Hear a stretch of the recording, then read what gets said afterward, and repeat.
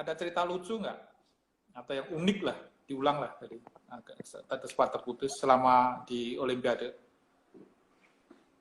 Ya kalau cerita yang lucu, yang unik sih, eh, seingat saya sih nggak ada sih Mas. Maksudnya semuanya normal-normal aja. Cuman yang memang yang kalau apa yang lebih seru itu waktu di Kumamoto sih karena kan timnya juga Ya, eh, lumayan banyak ya dibanding waktu kita udah masuk ke atlet village. Dan juga waktu udah di atlet village ya memang semuanya udah fokus ke persiapan masing-masing kan ke diri sendiri dan semuanya. Jadi nggak ada yang maksudnya bercanda terlalu banyak atau eh, main-main segala macam. Jadi memang waktu udah di atlet village ya udah kita jaga kondisi segala macam nggak kayak di Kumamoto gitu. Lebih ke situ sih. itu. Selama di Atlet Village nggak sempat nikmati apa jalan-jalan gitu? Jalan-jalan sih enggak sih, karena apa? Sebenarnya ada juga kan waktu buat bisa buat muter-muter, ya sempet muter-muter juga Ya, ke souvenirs juga segala macam. Jadi cuman ya nggak sampai semuanya bisa diputerin sih karena ya fokus ya. memang waktunya iya fokusnya dibuat di apa latihan sama Iya, istirahat aja sih. betul. Itu Teng, gimana sih rasanya megang medali perunggu yang begitu apa ya, sangat bergengsi nilainya. Apalagi mungkin tahun 2014 sebenarnya kamu juga sudah pernah menggenggam medali perunggu di Youth Olympic di Nanjing. Kira-kira ceritanya beda mana nih? Dulu Youth Olympic dengan perunggu, sekarang dengan perunggu yang sama, tapi di Olimpiade Tokyo. Gimana itu? Yang pastinya jelas berbeda ya, apalagi ini kan di kelas senior, jadi ini memang Ya, kayak patokan atau eh, impian semua atlet ya terutama di bulu tangkis buat bisa dapat medali di Olimpik kan karena dari tunggal sendiri juga bersyukur juga bisa eh, intinya ngasih medali juga gitu jadi karena kan terakhir kalau nggak salah di 2004 kan itu waktu Taufik jadi juara dan juga Mas Sony jadi perunggu juga jadi setelah kurang lebih 17 tahun ini baru bisa ada medali lagi di tunggal putra jadi pastinya seneng sih bisa nyumbang satu medali meskipun mungkin masih di bronze tapi senang dan bersyukur juga bisa dapat medali kemarin. iya, tahun 2004 di Olimpiade Athena ada dua wakil Indonesia yang sampai ke babak semifinal dan akhirnya juara. Satu kan masih ada Sony Dwi bersama Iya. dengan Taufik Hidayat. Sony dikalahkan Song Seng-mo di semifinal, kemudian Song Seng-mo dikalahkan Taufik di final. Final.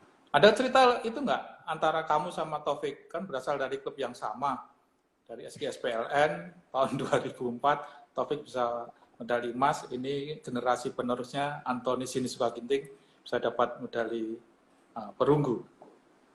Ya cerita khusus sih nggak ada cuman memang Taufik sendiri juga kasih semangat juga sih kemarin waktu udah masuk kalau nggak salah 8 besar ya 8 besar waktu habis Oh ngalahin ya, Antonsa ya ngasih apa namanya ya kasih semangat aja sih tetap fokus katanya satu-satu anggap semua match itu final. Nah, waktu di semifinal kalah juga, ya dia kasih bilang juga nggak apa-apa, masih ada bronze besok tetap semangat juga, fokus juga tetap.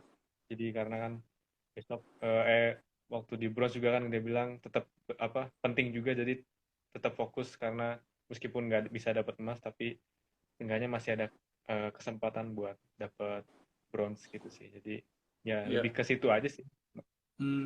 Kasih semangat Kemudian aja. ini sekarang kamu usia masih 24, itu 3 tahun mendatang masih di Olimpiade Paris tahun 2024, masih ada kesempatan lagi.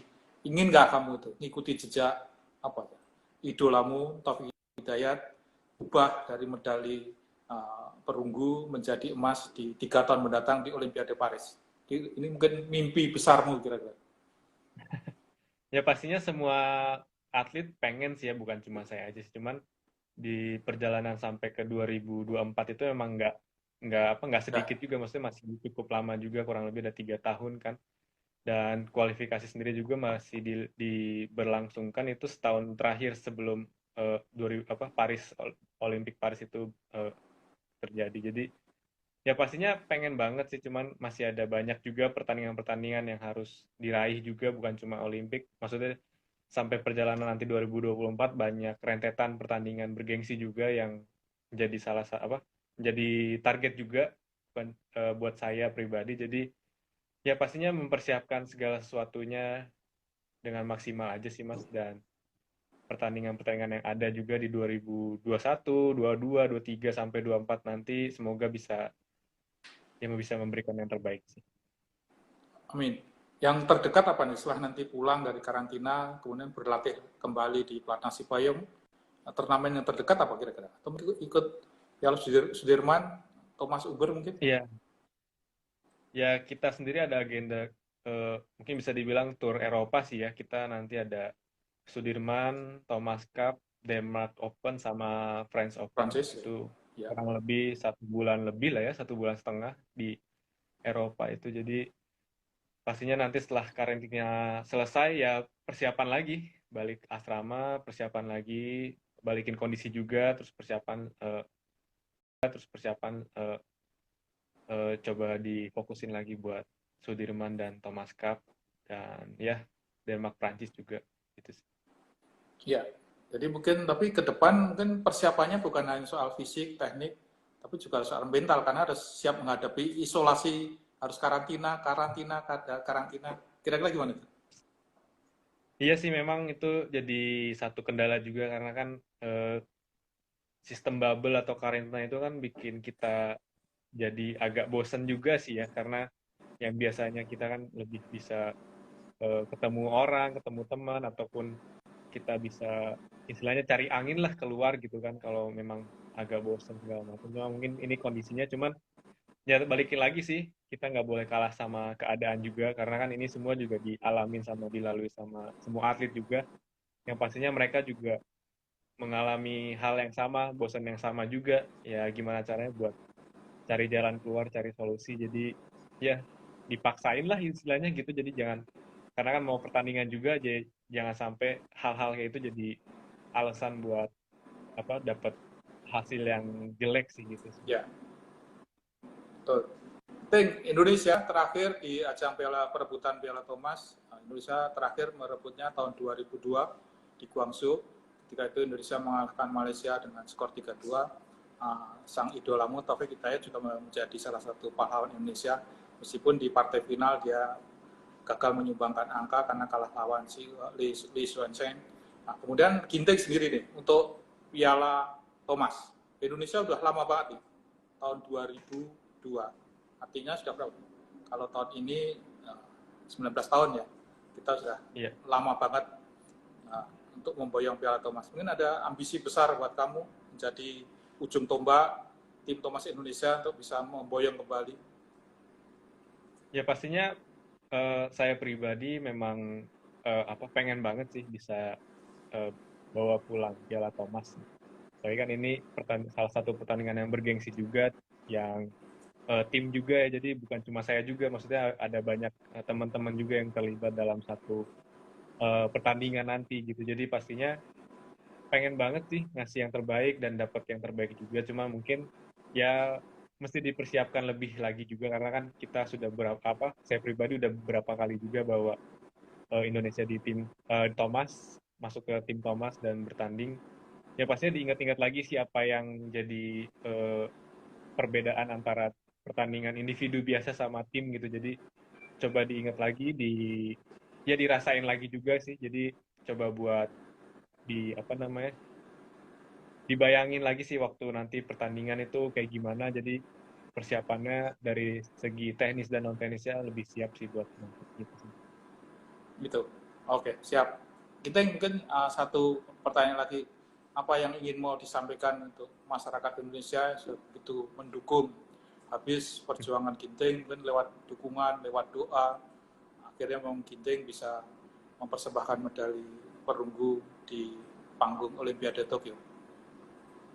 Ya pastinya pertama-tama mengucapkan terima kasih banyak atas dukungan, doanya, semuanya selama saya, bukan cuma saya sih pasti sama teman-teman semua yang bertanding di Olimpiade Tokyo kemarin. Terima kasih atas dukungan dan doanya.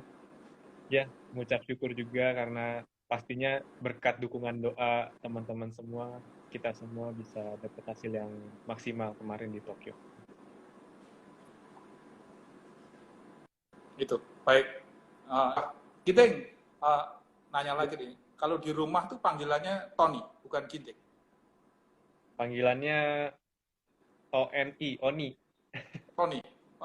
Iya, Karena pernah ngobrol sama Papa, Pak, panggilannya Tony. Oke.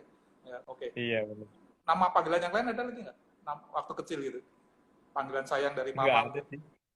Nggak ada. Biasanya Oni atau Tony itu panggilan orang-orang deket sih, maksudnya kayak keluarga gitu, emang dari dulu dari kecil manggilnya itu. Nah, semenjak Tony atau Oni? masuk ke pelatnas, ya kadang ada yang Tony, ada yang Oni gitu. Jadi antara Ya, itu sih dua. Semenjak masuk pelatnas aja baru berubah panggilan. jadi Ginting. Iya, Siap. Ginting, satu hal. Kenapa kumis kamu mau potong? nanti nyaingin Mas Broto lagi. Wah, makanya. Kan kata coach Hendry Saputra kan katanya anaknya kalau pakai kumis. Nggak apa-apa sih, cuma biar Biar lebih muda rapi aneh ya. gitu. Iya Ya, benar. lebih rapi, lebih muda ya. Iya. Oke, itulah mungkin ya. Terima kasih buat Ginting udah Ya, keluar waktu sampai terganggu tadi jaringan internetnya, juga para follower acara ini. Mohon maaf tadi sempat terganggu. Mohon tidak mengurangi rasa kangennya lah ngobrol sama Ginting meskipun hanya lewat IG Live. Yang pasti terima kasih buat Ginting, sukses terus. Terima kasih juga buat Tony untuk ke depan. Kembali besok pulang sehat, siap-siap lagi latihan di Pelatnas Cipayung dan memiliki semangat besar lagi untuk menghadapi kejuaraan-kejuaraan berikutnya. Oke, terima kasih Tony atas waktunya. Terima kasih juga para yang hadir mengikuti acara IG Live malam ini.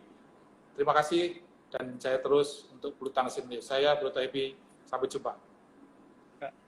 Sampai jumpa.